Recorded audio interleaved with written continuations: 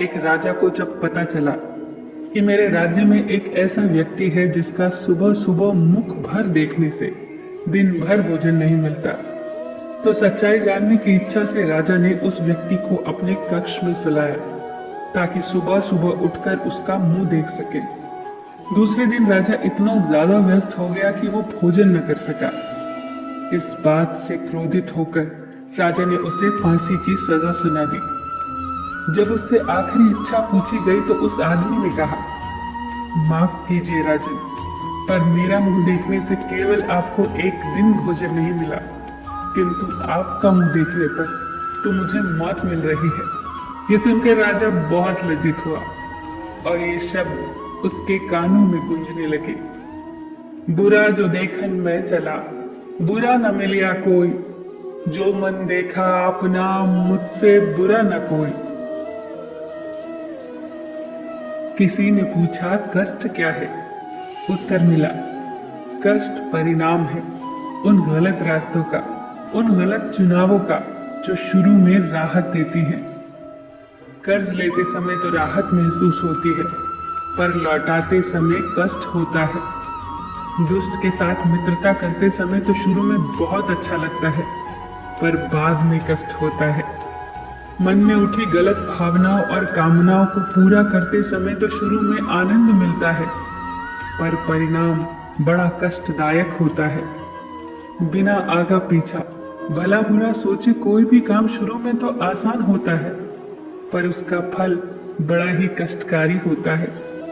तो कष्ट एक परिणाम है और परिणाम को सही करने के लिए पहले कारण को सही होना होगा। मानव शरीर परिश्रम करने से नहीं थकता, बल्कि उसकी थकान का कारण क्रोध, चिंता और तनाव होता है। जिस काम में हमें रुचि होती है उस काम को करने में हम कभी नहीं थकते, और न ही उस काम को करने से हमारी चिंता बढ़ती है। थकान केवल काम से नहीं, बल्कि बुझे हुए दिल से काम करने से होती है। काम को बोझ समझकर करने से होती है। कोई भी काम छोटा नहीं होता, हर छोटा काम ही बड़ा बन जाता है।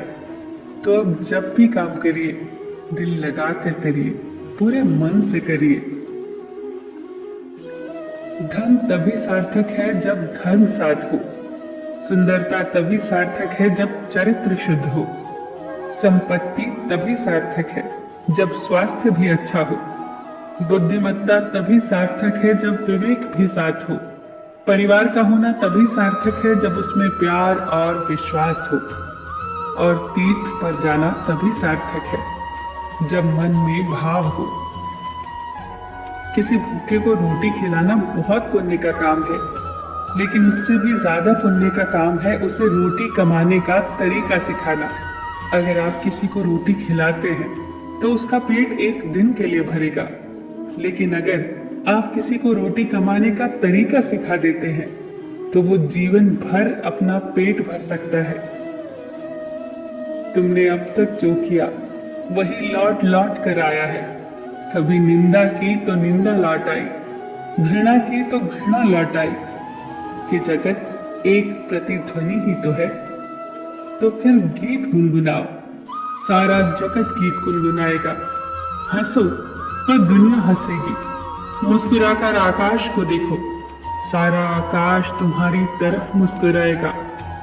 अगर तुम उदास होकर चांद तारों को देखोगे तो वो भी उदास हो जाएंगे, क्योंकि याद रखना कि ये जीवन एक प्रतिध्वनि ही है।